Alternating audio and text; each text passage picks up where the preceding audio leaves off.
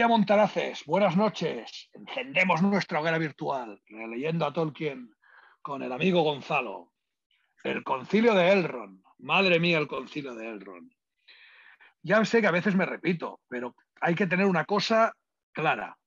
La maldita película nos ha hecho olvidar la grandeza. Siempre recuerdas, oh, el libro era mejor, pero no recuerdas los detalles, porque has visto tanto esa película, esas bellas imágenes, esa música, ese atrecho, esas armas, esa ropa, que has olvidado la base, la pureza. Decidme la verdad, creíais que el concilio de Elrond era igual que la película. Y joder, el puto concilio de Elrond no tiene nada que ver con la mierda de la película. Como más lees a Tolkien, más odias la puta película. La geopolítica entra en la Tierra. Esa es la grandeza del concilio de Elrond. Es la puta geopolítica trasladada a la Tierra Media. Humanos, enanos, resquemores. A mí no me tuvisteis tanta consideración, dice el enano, recordando tiempos pasados. Gandalf metiendo paz. Los grandes hombres hablando, explicando historias de me ha pasado esto, me ha pasado lo otro, esto aquí, esto allá, los intereses, las intrigas palaciegas. En resumen, la mierda. Porque hay que entender una cosa, por altos que sean los hombres, por altos que sean sus ideales y sus nobles propósitos, la mierda siempre llega. Por eso los grandes imperios como el nuestro cayeron por culpa de la mierda, por culpa de hablar, de tíos hablando sobre cosas. La única vía es la vía de la acción. Eso es el concilio de Elrond, pero hay mucho que sacarle, hay mucha chicha, ¿no? Hay cosas que aprender de él. Y fijaros en una cosa, porque esto al final conocemos la historia. A toro pasado, leer el concilio de Elrond a toro pasado es muy interesante, porque ves luego dónde llegan las personas y dónde han ido acabando y cuál es su camino. Y es interesante verlo. Claro, la primera vez que leímos a Tolkien, cuando éramos más niños, no sabíamos qué pasaría después, pero ahora ya vamos de vuelta en media y es muy interesante verlo. Así que nada, doy paso a Gonzalo para que iniciemos esta charla entre Montaraces y veamos qué nos enseña, ¿no? Qué podemos sacar, qué enseñanzas ocultas, o no tan ocultas, porque Tolkien a veces no son tan ocultas, hay en el concilio de él. Buenas noches, Gonzalo. Buenas noches, amigos. Vaya presentación. Eso es ir con el lanzallamas a tope desde el primer momento. Me parece correcto. Y, joder, la verdad es que tienes toda la razón. Cuando revisitas el capítulo dices, joder, es que la película es imposible que retrate el calado y profundidad que tiene la reunión que organiza Elrond en Rivendell y en la cual se decantan un montón de ideas interesantes, una de las cuales yo pondré sobre la mesa para el debate, y es la necesidad de que a día de hoy se haga un nuevo concilio de Elrond, ¿vale? Hay que reunirse otra vez de nuevo para ver qué coño hacemos, porque eso es lo que está planteando Elrond. En este concilio se va a ver qué coño hacemos. Entonces, fijémonos, en la primera página ya del capítulo, Gandalf le dice a Frodo, hoy hay mucho que oír y que decidir. Hoy hay mucho que oír y que decidir.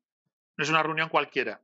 Ahí se va a dirimir el destino de la Guerra del Anillo, el destino de la Tercera Edad, ¿verdad? Que es la edad en la que se lucha contra Sauron y ha venido Gandalf desde Valinor, se ha convertido en Gandalf, lo que eran los Istari, los magos y demás. Entonces, fíjate que también me da un poco de pena en el primer capítulo, dices, pobre Frodo, qué poco sabe lo que le espera.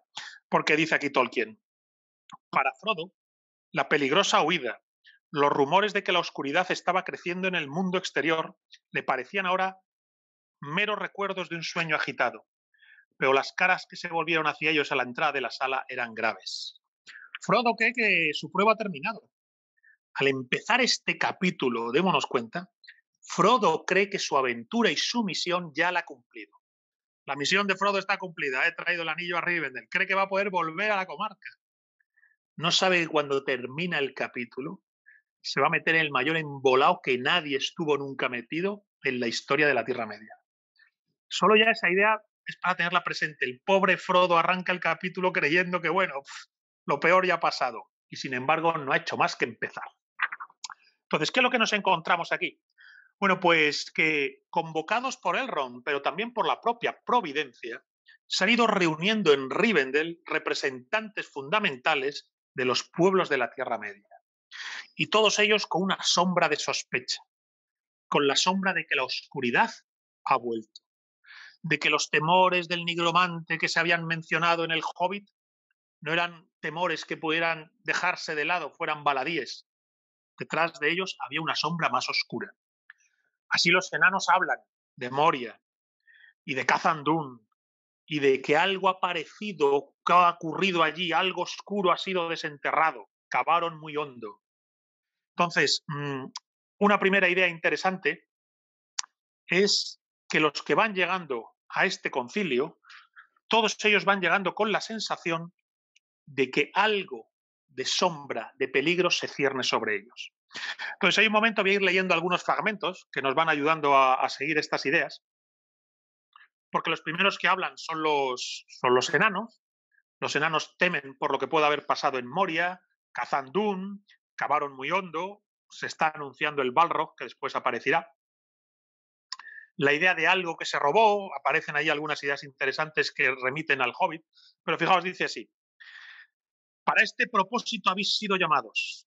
Llamados digo, pero no os he llamado, no os he dicho que vengáis a mí, extranjeros de tierras distantes. Habéis venido en un determinado momento y aquí estáis todos juntos, parecería que por casualidad, pero no es así. Creed, en cambio, que ha sido ordenado de esta manera, que nosotros que estamos sentados aquí y no otras gentes, encontremos cómo corresponder a los peligros que amenazan el mundo. Esto lo dice Elrond. Ojo, aquí se viene a hablar de los peligros que amenazan el mundo. Y entonces empieza a hablar Elrond, es el primero que habla en el concilio. Y es interesante porque los que hemos leído el Silmarillion, y estuvimos comentando el Silmarillion aquí en nuestra tertulia, él hace un repaso general de la historia de la primera edad, de la segunda edad y hasta la tercera edad. Fijaos, Elrond y Galadriel son antiguos. Ellos conocieron la primera edad y la segunda edad. Son antiguos como Bárbol. No son tan antiguos como Tom Bombadil. Pero ellos han conocido el proceso doloroso de la Tierra Media. Y es entonces que se está planteando que estos señores tan antiguos y con tanto recorrido van a poner sobre la mesa cuál es el argumento de la tercera edad, que parecería que se ha olvidado, que ha pasado desapercibido. De hecho, es en ese momento cuando va a contar ya la historia del anillo. Y entonces se nos dice cómo Isildur lo perdió. En el río se pierde el anillo. Y fíjate que se hace mención a cómo Boromir se maravilla y dice: joder, no sabía que Isildur primero guardó el anillo y luego lo perdió. Es decir, se nos traslada la idea de que uno de los senescales guardianes de Gondor, frente a las montañas que llevan a Mordor, ya maneja los datos históricos de la primera y la segunda edad como si fueran leyendas y mitos. Para Boromir, la historia de Isildur, el anillo se lo guardó, luego lo perdió, no hemos vuelto a saber de él, la espada se quebró, Narsil está quebrada, los trozos se guardan en Rivendell. Todo esto maravilla a Boromir, que dice: joder, las leyendas de mi infancia, las historias que he oído, resulta que son verdad. Y él va descubriendo como que la tramoya oculta de su época se puede discernir a través de esos mitos y leyendas que están cobrando vida enfrente suyo cuando Elrond está contando la historia del anillo, de Isildur y de la espada rota que está en Rivendell. Y aquí esa idea también interesante de que el tránsito a la tercera edad, el tránsito de la segunda a la tercera edad, es un tránsito que ha dejado, por decirlo así, un argumento pendiente de resolverse. Entre la segunda y la tercera edad es cuando Isildur va a derrotar a Sauron. Es cuando Isildur se va a hacer con el anillo. Y es cuando Isildur al final lo va a perder en el río. Se va a caer y va a parecer que se pierde en las olas del mar, ¿no? Que algún día es arrastrado al océano. Bien, pues aquí Elrond está poniendo sobre el tapete el argumento de que en la Tierra Media, llegada a la tercera edad, todo gira alrededor de qué va a pasar con ese anillo. Ahora que las sombras empiezan a despertar. Ahora que sobre un mundo solo aparentemente en paz, están apareciendo pistas que señalan el anuncio de una guerra terrible, en la que la oscuridad va ganando. Y es entonces que tras la historia de Elrond, donde se nos habla de la primera, de la segunda edad, de la historia del anillo reencontrado, se plantea ya una idea que realmente resulta bastante interesante de leer, que es cuando se señala que el anillo ha vuelto a aparecer. Es decir, esto no es poca cosa. El anillo ha vuelto a aparecer, el anillo que creíamos perdido, el anillo del que muchos se habían olvidado, el anillo que apenas recordábamos que pudiera realmente existir, ha reaparecido por una casualidad, que tiene que ver con los acontecimientos del Hobbit, que tienen que ver con los acontecimientos que han traído a colación los enanos, nada más empezar el capítulo, al hablar de Moria, al hablar de Khazad-dûm, ¿no? Y entonces, aquí, antes de seguir con la idea del anillo, habla Boromir. Boromir quiere hablar. Ha llegado desde Gondor. Es el enviado, entre comillas, de Gondor. ¿Y qué es Gondor? Gondor es la ciudad guardiana de la paz en el oeste. Si el oeste de la Tierra Media está en paz, es porque al este del mundo está la ciudad de Gondor, frontera con Mordor. Y Boromir viene a decir que la sombra crece, la amenaza crece, y que Gondor son los restos del reino, los restos del regnum de Isildur, a cuyo frente ya no hay un rey, hay un senescal, una especie de guardián a la espera del retorno del rey que tiene que volver, ¿verdad? Bien, pues aquí hay un fragmento interesante donde se ve claramente cómo la película es insuficiente, ¿verdad? Cuando dice, en esta hora nefasta he recorrido muchas leguas peligrosas para llegar a Elrond. He viajado 110 días yo solo. Fíjate, Boromir ha cruzado el solo medio mundo para llegar a Elrond, buscando una respuesta a un sueño que él tiene. Recordar que él tiene un sueño donde dice, busca la espada quebrada que está en Imladris. Habrá concilios más fuertes que los hechizos de Morgul. Mostrarán una señal de que el destino está cerca. El daño de Isildur despertará y se presentará el mediano. Este es el sueño que atormenta a Boromir, lo que se le aparece en sueños. Y él allí lo recita. Y fíjate, le está anunciando que tenía que ir allí, donde está la espada rota, donde aparecerá el mediano y despertará el daño de Isildur, que es cuando el anillo, recobrado, se hace presente y se muestra a las razas del mundo, hombres, enanos, elfos. Y bueno, aquí vamos a encontrarnos también con que, claro, Frodo va a mostrar el anillo y no solo Frodo va a mostrar el anillo, sino que Aragorn se va a manifestar como el rey. Y hay aquí un choque interesante, ¿verdad? El choque entre Aragorn y Boromir. Boromir no puede creerse que el desarrapado, de mirada noble, pero aspecto vagabundo, sea el heredero de Isildur, el rey que tiene que volver. Y entonces hay ese choque entre los dos que anuncia ya los problemas de la Tierra Media. El reino se perdió, queda Gondor, amenaza la sombra, reaparece el anillo, reaparece el rey perdido. Ahora, ¿cómo nos organizamos? Para todo eso se ha hecho el concilio de Elrond, donde tienen que engarzarse esas piezas que preparen la estrategia de guerra que conteste a Sauron, ¿no? Y fijaos que aquí hay un fragmento bonito donde habla Aragorn y dice, mi hogar está en el norte, si es que tengo hogar. Pues aquí los herederos de Valandil han vivido siempre en una línea continua de padres a hijos durante muchas generaciones. Nuestros días se han ensombrecido y somos menos ahora, aunque la espada siempre encontró un nuevo guardián. Y esto te diré, Boromir, antes de concluir. Somos hombres solitarios los montaraces del desierto, cazadores, pero las presas son siempre los siervos del enemigo, pues a estos se los encuentra en muchas partes y no solamente en Mordor. Están discutiendo los dos y Aragorn está tratando de decirle, ojo, no menosprecies lo que han hecho los montaraces. Por supuesto que Gondor es la paz del oeste, pero en el oeste quien vigila los caminos y los bosques somos los montaraces. Si las gentes simples están libres de preocupaciones y temor, simples serán, y nosotros mantendremos el secreto para que así sea. Esa ha sido la tarea de mi pueblo, esa ha sido la tarea de los montaraces. Parecer que todo estaba en orden y ellos saber que la guerra estaba solo enfriada, esperando un momento de ponerse en ebullición. Y un poquito más adelante nos encontramos con la idea, de qué hacemos ya con el anillo. Es decir, tenemos el anillo con nosotros, pero ahora, ¿qué hacemos con él? En el peor de los casos, el enemigo sabe que nosotros no lo tenemos y que está todavía perdido. Pero lo que está perdido puede encontrarse, piensa. No temáis, esta esperanza se volverá contra él. No he estudiado seriamente estas cuestiones.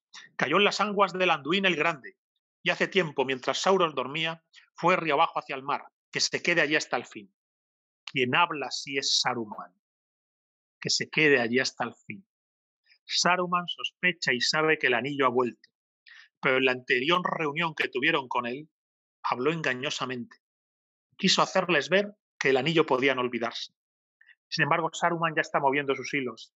Porque claro, Gandalf nos va a contar la traición de Saruman, que es otro dato terrible de la reunión, ¿verdad?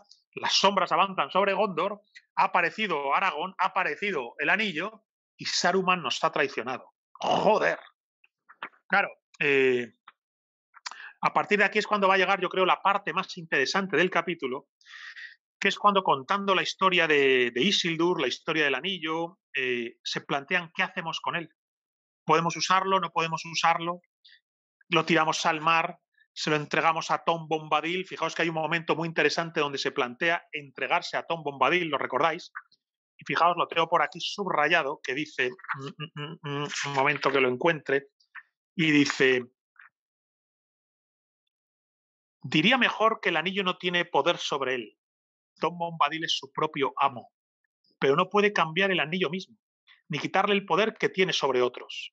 Y ahora se ha retirado a una región pequeña dentro de límites que él mismo ha establecido, aunque nadie puede verlos, esperando quizás a que los tiempos cambien y no dará un paso fuera de ellos.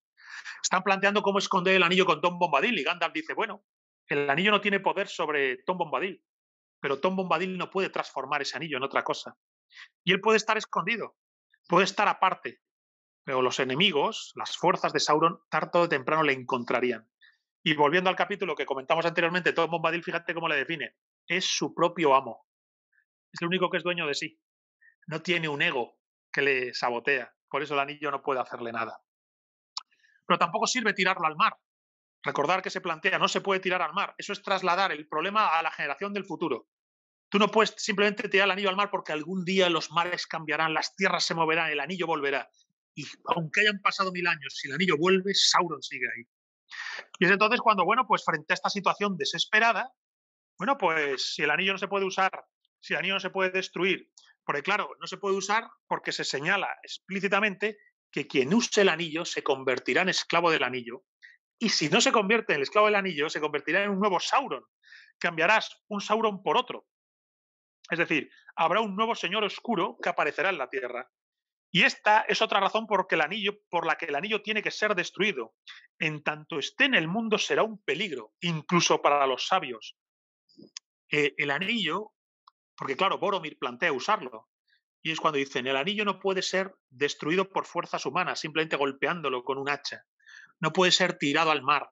No puede esconderlo Tom Bombadil. No podemos esconderlo en Lothlórien. No puede guardarlo Galadriel. Y tampoco puedes usarlo. Quien use el anillo o será esclavo de Sauron o él mismo se convertirá en un nuevo Sauron. El anillo es un amplificador del ego. Solo quien realmente es su propio amo, solo quien está realmente realizado como Tom Bombadil, está por encima del poder del anillo. Y es entonces que, bueno, pues se establece ese momento bastante potente de Elrond, donde dice Elrond que lo que hay que hacer es destruirlo. Pero destruirlo en el sentido de ir a Mount Amarth, al monte del destino, y arrojarlo a las grietas donde se forjó. Y dice, hay que tomar ese camino y recorrerlo no será fácil. Y ni la fuerza ni la sabiduría podrían llevarnos muy lejos. Los débiles pueden intentar esta tarea con tanta esperanza como los fuertes. Sin embargo, así son a menudo los trabajos que mueven las ruedas del mundo. Las manos pequeñas hacen esos trabajos porque es menester hacerlos, mientras los ojos de los grandes se vuelven a otra parte. Entonces, claro, se está planteando que el anillo hay que tirarlo a la grieta del destino. ¿Y quién lo tira? ¿Y quién va hasta allí? ¿Y ahora qué hacemos?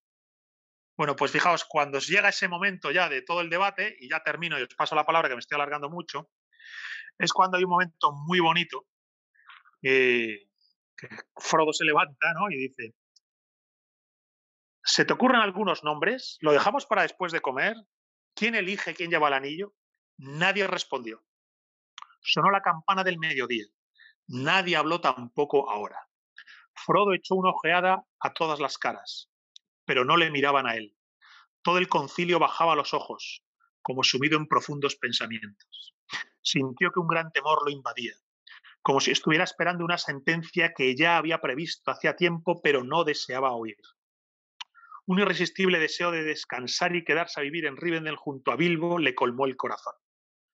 Al final habló haciendo un esfuerzo y oyó sorprendido sus propias palabras, como si algún otro estuviera sirviéndose de su vocecita. Yo llevaré el anillo, dijo, aunque no sé cómo. Joder, qué héroe Frodo, ¿verdad? Al empezar el capítulo en la primera página, él dice, bueno, yo creo que ya mi misión, lo que tenía que hacer lo he hecho, he llevado el anillo hasta Elrond. Y en la última página del capítulo tiene que decir, yo llevaré el anillo, aunque no sé cómo. Madre mía. Esta es la hora de quienes viven en la comarca, de quienes dejan los campos tranquilos para estremecer las torres y los concilios de los grandes. ¿Quién de todos los sabios pudo haberlo previsto? Y si son sabios, ¿por qué esperarían saberlo antes de que sonara la hora? Es un momento que sorprende a todos. Creo que todos los asistentes al concilio de Elrond, lo último que esperan es que esa reunión se resuelva con esa decisión. El anillo hay que destruirlo, no se puede tirar al mar, no se puede usar, no se puede guardar en la casa de Tom Bombadil, hay que llevarlo a la grieta del destino, a Mon Amor, en el propio Mordor, y quien lo va a llevar es nada más y nada menos que Frodo el Mediano. Y recordamos aquí el sueño, ¿verdad?, que he leído antes de Boromir, donde dice, el daño de Isildur despertará y se presentará el Mediano. Ahí le tienes, a Frodo. Entonces, el capítulo al final, y ya termino, que me estoy alargando un montón, en síntesis, viene a decirnos, por la providencia se unen los hilos que lleva a los distintos representantes de los pueblos. No he mencionado Legolas, que habla de Gollum, se habla de Gollum, de cómo los orcos atacan donde está Gollum y así él puede escapar de los elfos, etc. Todos los pueblos, enanos, elfos, hombres, hobbits, Gandalf, Saruman, todo está ahí puesto sobre el tapete, las piezas del tablero. Y Elrond viene a decir, el argumento de nuestra época ya está presente. El argumento de nuestra época es destruir el anillo de Sauron, que no se destruyó en la Segunda Edad, porque Isildur le faltó coraje para hacerlo. Nos ha trasladado el problema a nuestra generación. El argumento de nuestra época es destruir un anillo que no podemos esconder, no podemos guardar, no podemos usar, no podemos tirar al mar, solo podemos destruirlo. ¿Y quién lo destruye? Si solo se destruye llevándolo a Mordor, ¿quién lo va a llevar? Y se hace un silencio, nadie sabe qué decir. Y entonces Frodo oye una vocecita dentro de él que le dice, yo lo llevaré, aunque no sé cómo. Bueno, pues me parece que es una maravilla, que solo la película superficialmente llega a tocar en todo su calado. Y a partir de aquí os paso la palabra, que después trasladaré más ideas, porque ya digo que a mí me gustaría, creo que ha llegado el momento de hacer un nuevo concilio de Elrond. Pues arranco yo, si no importa, ¿no? Hablaré sobre las ideas y luego ya añadimos más, porque también tengo otras ideas que he visto en el libro. La primera es algo que es continuo en la obra de Tolkien, y es que no todas las fuerzas que actúan en esta guerra son de este mundo y no está solo. Ha sido la providencia lo que ha hecho que todos se junten.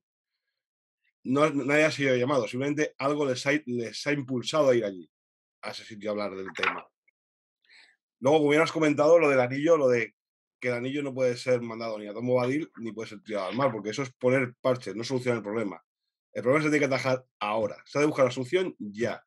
No posponerlo o no dejarlo para otro día, o no hacer o no hacerlo justo para que luego otro tenga que hacer la faena que tienes que hacer tú. Exacto. Y también lo de Saruman, que me gusta mucho porque, claro, la típica discusión que sale cuando ves las películas y te has leído el libro es que Saruman no es un siervo de Sauron. Saruman lo que quiere es el anillo para ser el nuevo Sauron. Que además está muy bien porque Saruman vuelve a su locura rompiendo el color blanco al convertirse en color. Y a romper, y claro, eso de Saruman multicolor demuestra que ha roto su cordura. ¿Y por qué Saruman es quizá el más corrupto, o puede ser el más corrupto? Por el hecho de que, claro, Saruman fue enviado porque era sirviente de Aule y porque era el que más se parecía a Sauron. Era usar el fuego contra el fuego, pero el problema es que al final el fuego se torció. De tanto conocer a Sauron, tanto conocer su obra, tanto parecerse a él, al final se volvió él. Son dos caras de una misma moneda al final. Le faltó humildad para estudiar a Sauron. y creyó que podría igualarse a él o vencerle y acabó, sin darse cuenta, convirtiéndose en una especie de contraimagen de Sauron. La corrupción de Saruman es muy grande. Era el más sabio y el más poderoso de los Istari, de los magos. Entonces, la verdad es que es una caída muy, muy grande. Y ahora, para añadir ideas, algo que me ha gustado mucho también de este concilio de Elrond es que se ve la geopolítica en estado puro. Todos se juntan allí, pero todos callan. Quizás los únicos que dicen la verdad al final son Gandalf, Aragorn y Boromir. Porque Exacto. de los anillos todo el mundo, incluso los enanos, cuando alguien habla le menciona los anillos de los enanos, Gloin se mueve en la silla, pero se queda callado. Exacto. Y Elrond, cuando pregunta sobre los anillos de los elfos, da la callada por respuesta. Exacto. O sea, todos tienen sus cadáveres en el armario, al final. Es geopolítica pura. Cuando se juntan todos, cada uno dice lo que le interesa, pero oculta lo que no quiere que se sepa. Bueno, porque creo que solo al final del capítulo se dan cuenta de que hay un problema que les trasciende a todos, que les obliga a todos y que les hace ya unirse solidariamente en un problema que les desborda.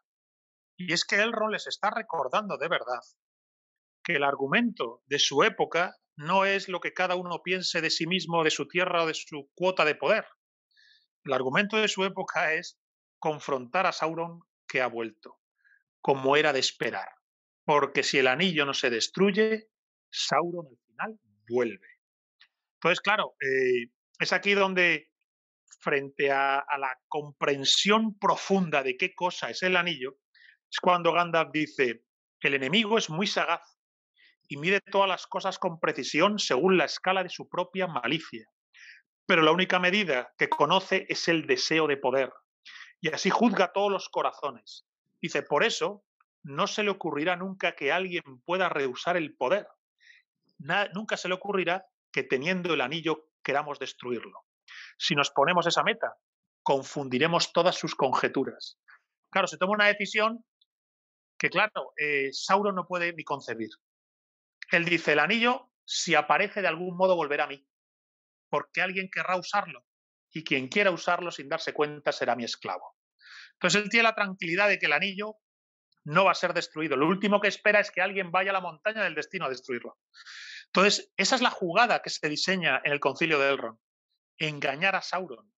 Durante toda la guerra, Sauron no termina de saber quiénes son esos hobbits, llevan el anillo, qué van a hacer con él, por qué no se usa. En ningún momento él dice, bueno, vienen a destruirlo aquí a mi casa, ni se lo imagina. Y en esa decisión tan rupturista para con lo que serían los planes de Sauron, demuestra cómo en el concilio de Elrond se están tomando decisiones muy delicadas, porque todo lo que hubiera sido decidir no destruir el anillo hubiera supuesto seguro la victoria de Sauron. Yo quisiera comentar, bueno, un poco de redundancia en lo introducido. En el concepto yo le llamo o digo la trascendencia del concilio, porque como muy bien ha dicho León Taraz antes, para este propósito habéis sido llamados, dice Elrond. Llamados digo, porque yo no os he llamado.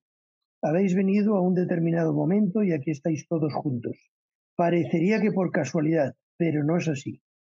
Creed, en cambio, que ha sido ordenado de esta manera que nosotros, que estamos sentados aquí y no otras gentes, encontremos cómo responder a los peligros que amenazan al mundo. Somos nosotros los sujetos de esta batalla. Poco antes, un párrafo antes, cuando Gloin está haciendo el relato de la historia, Elrond le dice, has hecho bien en venir. O sea, me alargo un poco, pero es que las cuatro palabras... Sigue. Dice, oirás hoy todo lo que necesitas saber para entender los propósitos del enemigo, con mayúsculas. No hay nada que podáis hacer, aparte de resistiros, con esperanza o sin ella. Pero no estáis solos. Sabrás que vuestras dificultades son solo una parte de las dificultades del mundo del oeste. El anillo. ¿Qué haremos con el anillo? Y a partir de ahí sigue. Oye, qué fragmento más bueno ese que has leído. Qué interesante, ¿verdad? Un poco como el decir, este concilio tiene una trascendencia. O sea, no es que aquí vayamos a decidir, no lo sé, o sea, la estrategia para engañar a Sauron. No. Esto es trascendente para el futuro y nosotros somos los sujetos que vamos a hacer esta acción, que vamos a engañar a Sauron. Hace un antes y un después. Hace un antes y un después total. O sea, el concilio es donde realmente la trama de la novela se queda clara, que es destruir el anillo.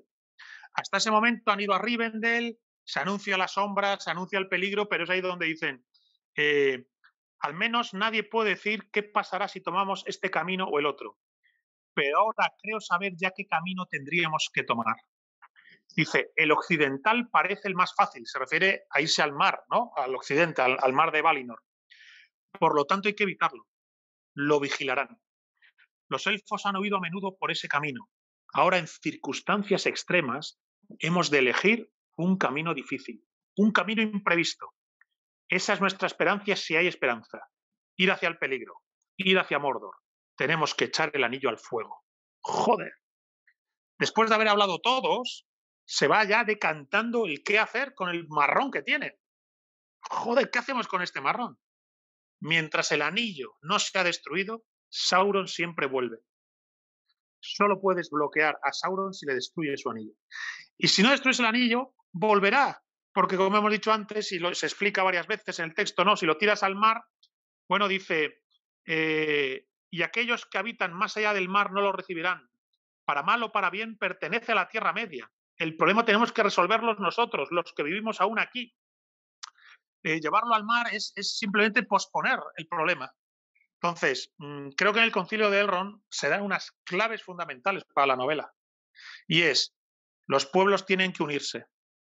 Tienen que unirse en la guerra contra Sauron. Las sombras que están apareciendo no son sombras pequeñas, son el anuncio de una sombra mayor. Sauron ha vuelto. Pero nosotros hemos encontrado el anillo antes que él. Si él encuentra el anillo, su poder será infinito. Si nosotros tratamos de usarlo, nos convertiremos en siervos de Sauron o en otro Sauron. Si escondemos el anillo, no servirá. Si lo tiramos al mar, no servirá. Sauron al final seguirá vivo y volverá a través de su anillo. Solo queda destruirlo. ¿Quién lo destruye? Y nadie dice nada.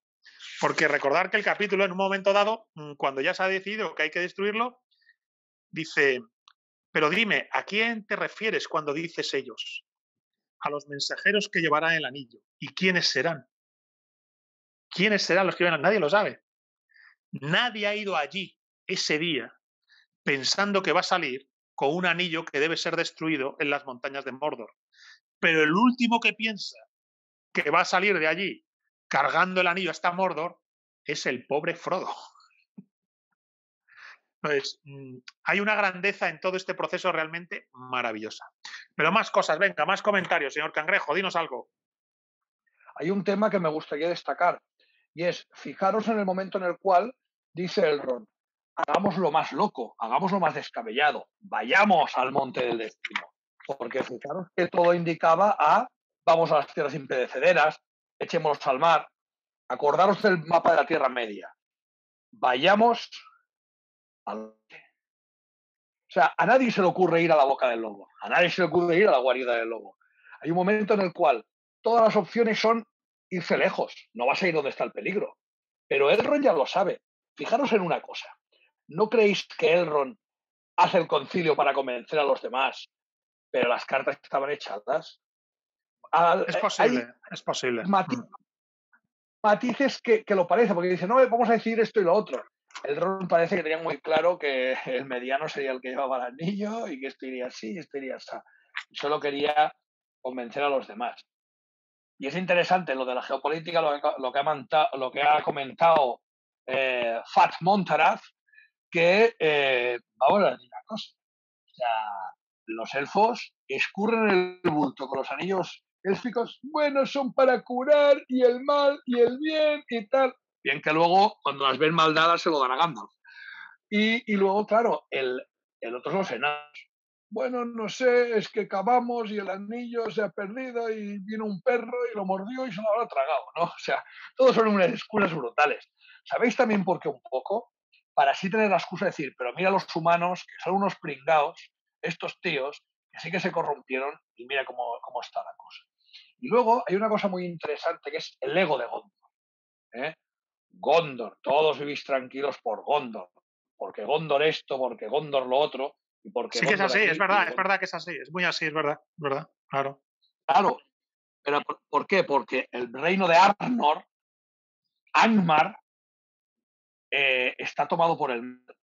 No, eso es como el reino ha caído, pero los montaraces han mantenido la llama y al revés, manteniendo la llama secretamente, han pintado menos la mona en muchos casos. Y ahí viene el pueblo de Aragón lo que ha sufrido. Por eso los montaraces ya no son nada, y han ido decayendo, porque se han jugado su sangre en hacerlo de otra manera, en la manera menos lustrosa, o sea, sin redes sociales. Los montaraces no tienen Instagram, y Gondor tiene Instagram y hace fotos de cómo mata a orcos. Y ahí está la gran diferencia. Y luego un apunte más es la diferencia de las vidas de unos y otros, y ahora lo enlazaré con una cosa que pasa después. Para Boromir son leyendas. La espada, el tal, el no sé qué, que en su cara ve que cobran realidad. Pero no porque solo cuenten los elfos, porque si lo cuenta el elfo, lo cuenta igual que se lo han contado a él. Además que le dice Elrond, yo estaba ahí. Y eso cambia todo. Eso también llega cuando Aragorn habla con Eowyn. Yo estaba ahí con tu abuelo. Porque, claro, las diferentes maneras de vivir cambian de enfocar el mundo. Pero eso también es el enfoque del joven.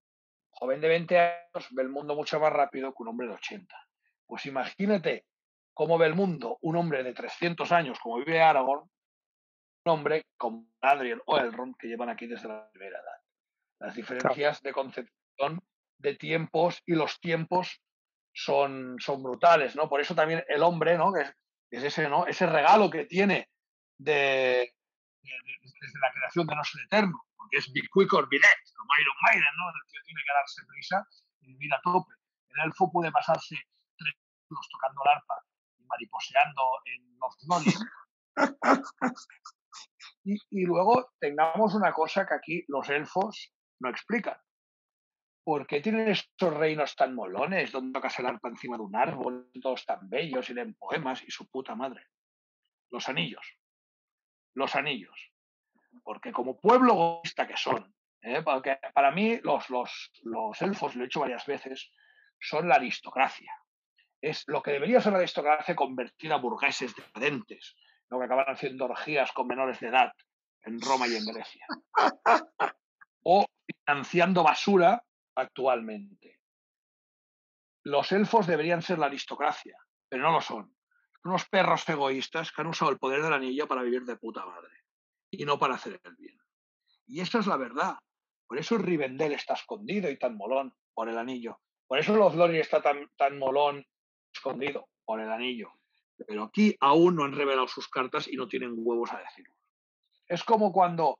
Es como Marx, forrado de pasta y dice, vosotros, y tocándose los cojones, le dice a los demás que tienen que tomar el poder porque están subyugados. Ah, claro. Primero libérate tú, ti mismo, y luego exige a los demás. Sé tú un referente y luego exige a los demás. Y los elfos hacen mucho eso. Fijaros una cosa, hay destellos aún de grandeza de los elfos, como en cierta aristocracia tuvo ya en decadencia destellos de grandeza. Pero entendamos una cosa, los elfos están dando el piro cuando las ven mal dadas. No, yo me voy aquí, ¿qué tal? No sé qué. Los elfos realmente están abandonando en el momento definitivo a los humanos. También es verdad que los humanos han sido unos cabronazos y han dado por culo todo lo que han podido y más, no destruir el anillo y lo que tú quieras. Pero al final los elfos están haciendo eso, egoístamente ir a lo suyo. Como los enanos van a lo suyo y como todo el mundo va a lo suyo. Y ahí está también un poco, ¿no? el mensaje de Tolkien, que realmente da igual de dónde vengas, de qué país vengas, de qué supuesta clase social vengas, aristocracia, comerciante, guerrero, cuando el mal acecha, la unidad en el destino de lo universal es lo único que importa, ¿no? Unirnos para combatir el mal. La grandeza de la recompensa está ahí. Reinos que hasta hacía 10 minutos se mataban entre ellos por minsas diferencias, cuando ven un enemigo tan brutal enfrente y tan diferente, deciden unirse para luchar contra él. Algo parecido es lo que pasa en la Tierra, ¿no? Incluso los elfos. Los elfos de Rivendell miran mal a los de Lórien, pero a la vez los de Lórien y los de Rivendell son más coleguillas que los del Bosque Negro, son unos tirados zarrapastrosos, ¿no? Por ahí van un poco los temas. Mira, yo de lo que has comentado es muy importante el egoísmo el ego de Gondor. Efectivamente, desde el primer momento Boromir duda de Aragorn. Y esa duda en realidad nunca se le va. Por eso Boromir es el que al final se corrompe e intenta quitarle el anillo a Frodo. Luego se arrepiente y se redime. Todos lo sabemos que Boromir es un personaje interesantísimo. Y en la redención de Boromir hay mucha grandeza y mucha enseñanza de doctrina tradicional. Pero es verdad que él es el que dice: los hombres de Gondor son valientes y nunca se someterán, pero pueden ser derrotados. El valor necesita fuerza ante todo y luego un arma.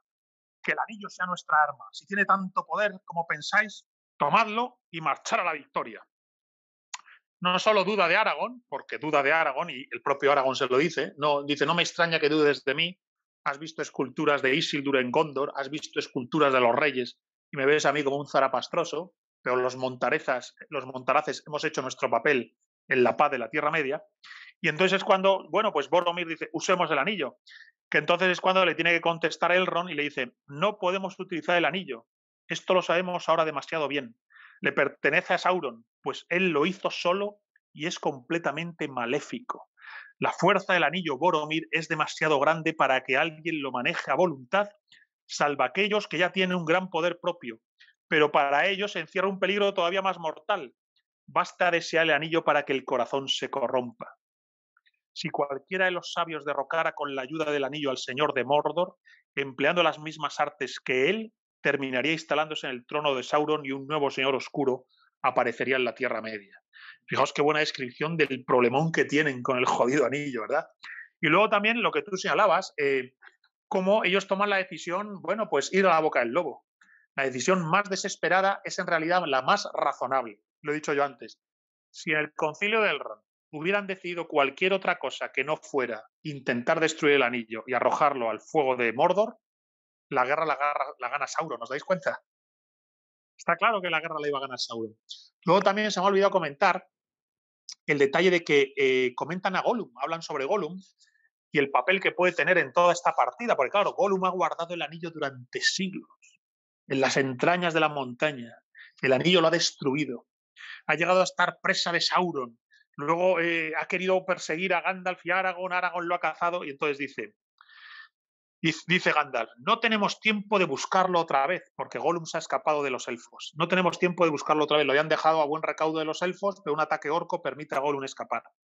Pero dice Gandalf que haga lo que quiera, pero todavía puede desempeñar un papel que ni el propio Sauron puede haber previsto. O sea, Gandalf sospecha que todos los actores que están en el teatro del Anillo Único quizás tengan un papel que discernirse, que ni siquiera Sauron puede pergeñar, imaginar o concebir. Claro, Gollum es el que indirectamente propicia la destrucción del anillo, una vez que Frodo, el pobre, al final fracasa, como era de esperar. ¿Quién puede vencer el Anillo Único, no? Solo Tom Bombadil.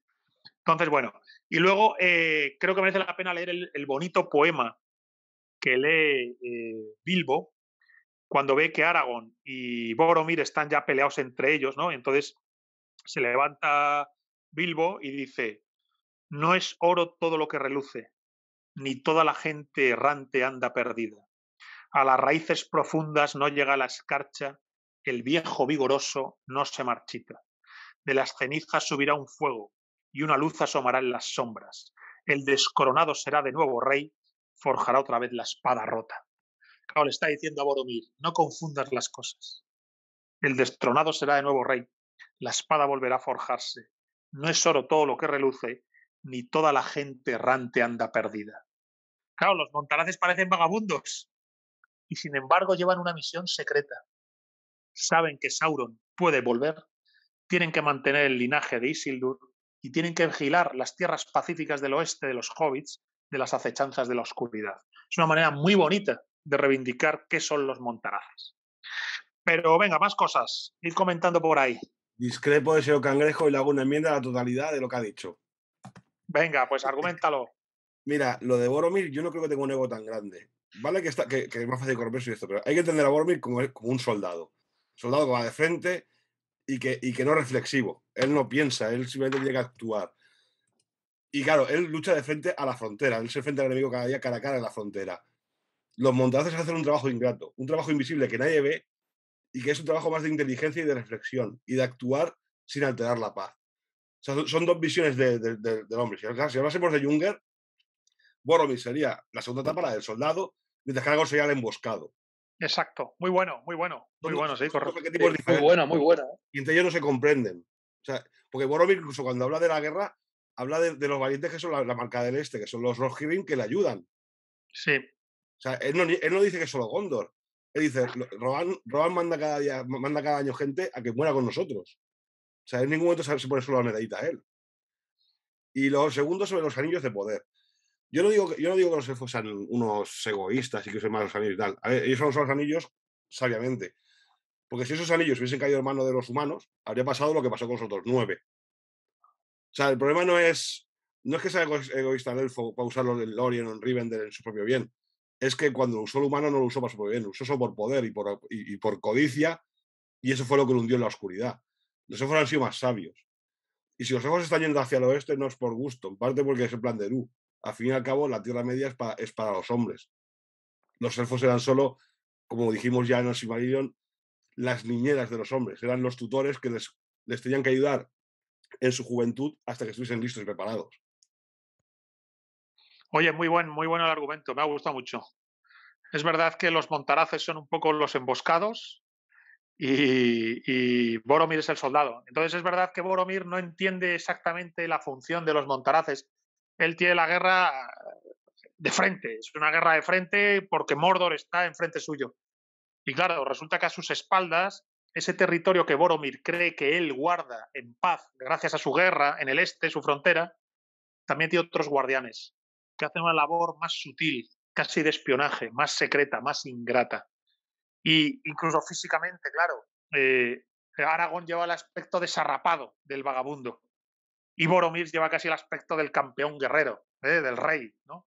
Entonces era cuestión de tiempo que chocaran. Pero también es verdad que es Boromir quien se corrompe con el anillo. No solo pide usarlo en el concilio, sino que pretende incluso, más adelante lo sabemos, quitárselo a Frodo y usarlo, y él se da cuenta de que la ha cagado. Y es cuando tiene su momento de redención, que es muy bonito, que hablaremos de él. Pues porque no Yo es creo que reflexivo. Él no es reflexivo, él solo piensa, claro, él todo lo ve como algo pragmático y práctico. Todo lo que sirva para la guerra se tiene que usar en la guerra. Él no piensa en los pros y los contras de nada. Pero porque creo que no termina de entender cuál es la amenaza del anillo. Lo hemos hablado en otras ocasiones. El anillo es un sobredimensionador del ego. Solo Tom Bombadil, que está liberado completamente del ego, puede estar en posesión del anillo sin que le afecte. En el capítulo lo hemos leído, Gandalf dice de Tom Bombadil, es su propio amo. ¿Quién es su propio amo realmente? Todos tenemos miedos, filias, fobias, apegos, me gustas, no me gustan, quiero, no quiero. Bombadil está liberado de todo lo que es ego. Por eso el anillo no le afecta. Pero todos los demás, por poquito ego que tengan, el anillo se lo puede engordar. Fijémonos en Frodo, el humilde hobbit. Es tan humilde y tan sencillo que puede cargar con el anillo. Pero incluso alguien tan humilde como Frodo, al final se corrompe. Y cuando está en la grieta del destino no lo quiere destruir. Joder. O sea, es realmente un objeto peligrosísimo. Un objeto del cual merece la pena que en este capítulo se lea lo que voy a leer ahora, que lo voy a leer en voz alta y voy a mencionar la anécdota que va implícita en esto, ¿vale? No sé si lo pronuncio bien. Vamos a ver si acierto. Dice así. Ashnath Durbatuluk Ashnath Himbatul Ashnath Thrakkatuluk Ahburzum Ishi Krimpatul. Es la lengua de Mordor y significa un anillo para gobernarlos a todos, un anillo para encontrarlos, un anillo para traerlos a todos y atarlos a las tinieblas. Nunca jamás ha atrevido voz alguna a pronunciar palabras en esa lengua aquí en Imlandris, dice Gandalf el Gris.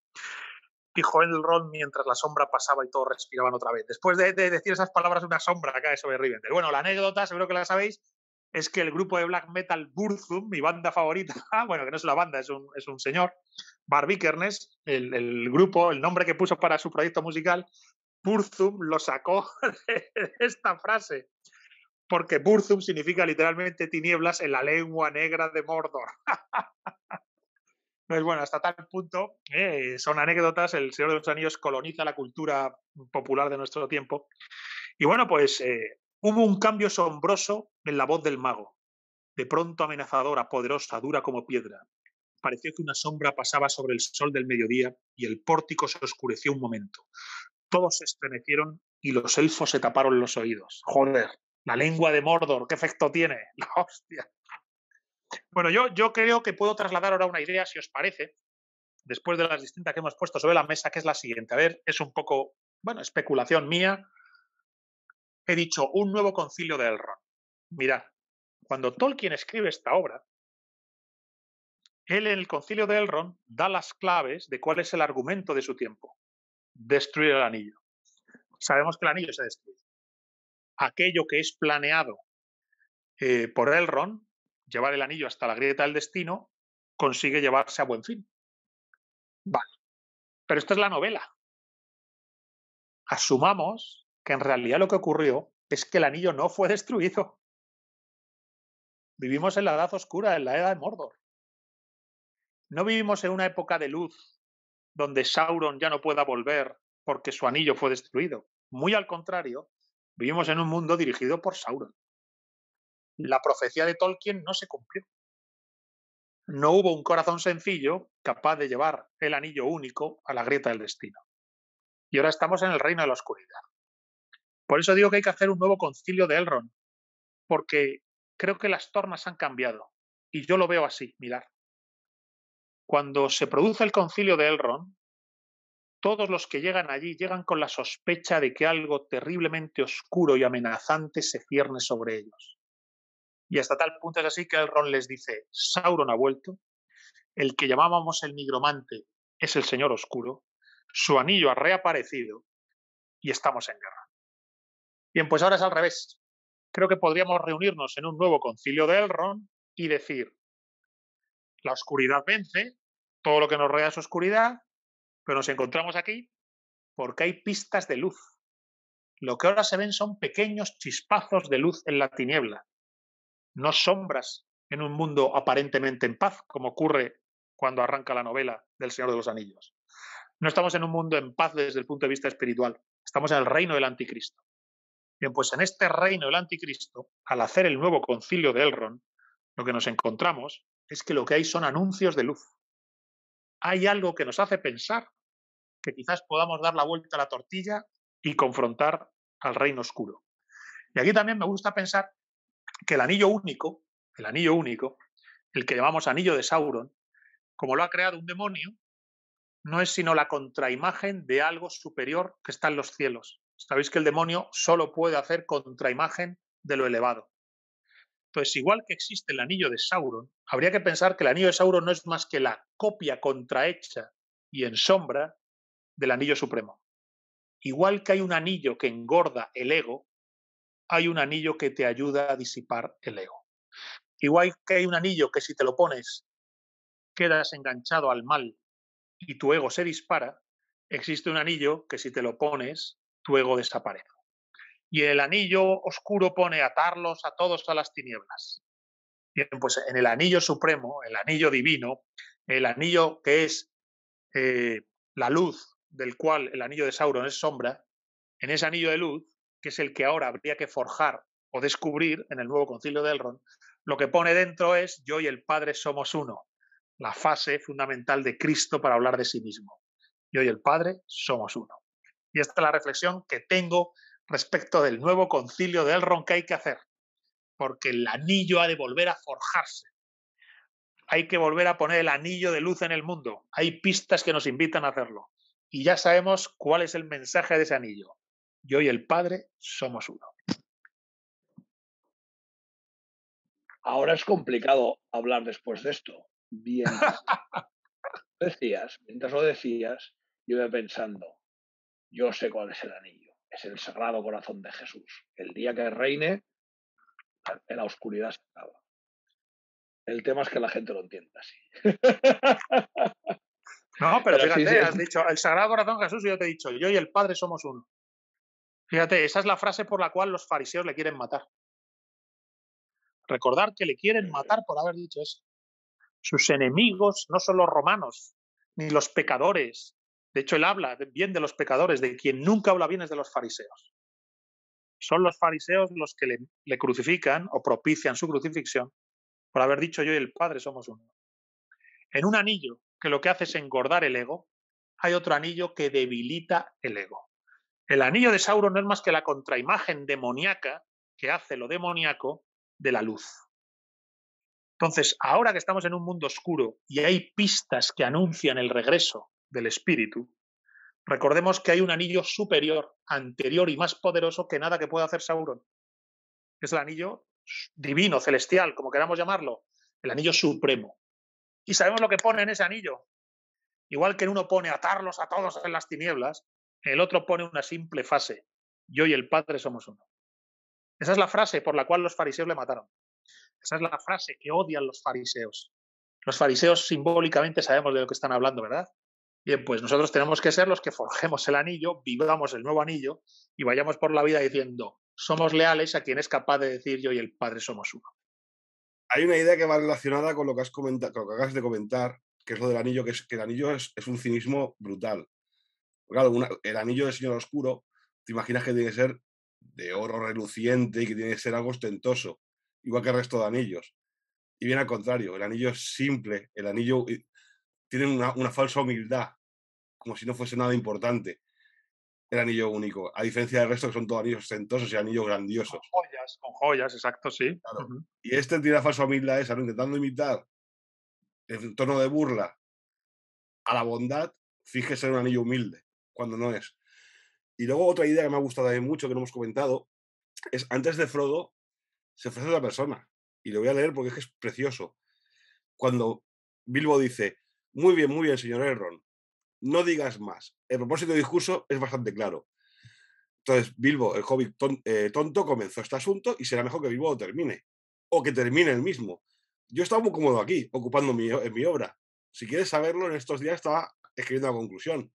Pero hace falta ya de un par de capítulos. O sea, Bilbo es el personaje de siempre, ese personaje bondadoso, inocente e inconsciente, que es una aventura sin reflexionar. Es el único que realmente hubiera dicho: venga, yo lo llevo. Venga, me toca a mí. Culpa mía. Yo lo encontré, yo lo destruyo. Yo lo empecé y yo lo acabo. Pero es que además luego empiezan todos como a reírse, sobre todo Boromir, y se ríe, y luego se ríe Gloin, el enano, pero claro, él se ríe porque recuerda viejos tiempos, recuerda la aventura pasada. De cómo esta persona, sin comer ni verlo, sin motivo, simplemente dijo: oye, pues yo tengo que hacerlo.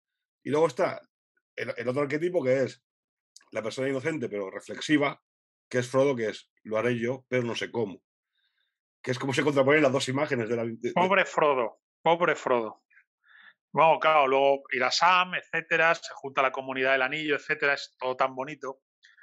Pero claro, lo que haremos será, igual que ahora hemos hablado del pobre Frodo, yo tengo seleccionado un capítulo del tercer tomo del Retorno del Rey donde hay que hablar de Sam. Porque, claro, Sam sí que se apunta a esta aventura sin saber nada. Todavía Frodo entiende más o menos lo que está pasando. Pero Sam, por pura lealtad a Frodo, se ve metido en una aventura que le desborda. Y decir, pero que de verdad vamos a ir andando hasta Mordor, a la grieta del destino, sabiendo que además en el camino van a perder a Gandalf, a Aragorn, etcétera. Bueno, pues se van a separar, el follón, todos sabemos lo que ocurrió, ¿no? La verdad es que también es interesante cómo Tolkien, a la hora de establecer el argumento de la novela, deja solos a los dos hobbits, que da miedo pensarlo, decir, ostras, los dos pobres tíos se quedan solos.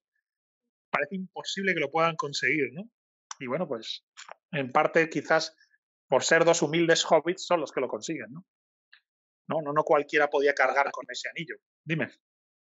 Yo creo que ahí, ahora lo acabas de decir, y lo quería leer porque es que es el personaje de Sam que refleja, como bien has dicho, la fidelidad, la sencillez, aquí sí que no hay ego, y que no tiene doblez ninguna. Cuando Elrond le dice: esta tarea te corresponde a ti, Frodo, es una carga pesada, y entonces Sam dice: pero seguramente usted no lo enviará solo, señor.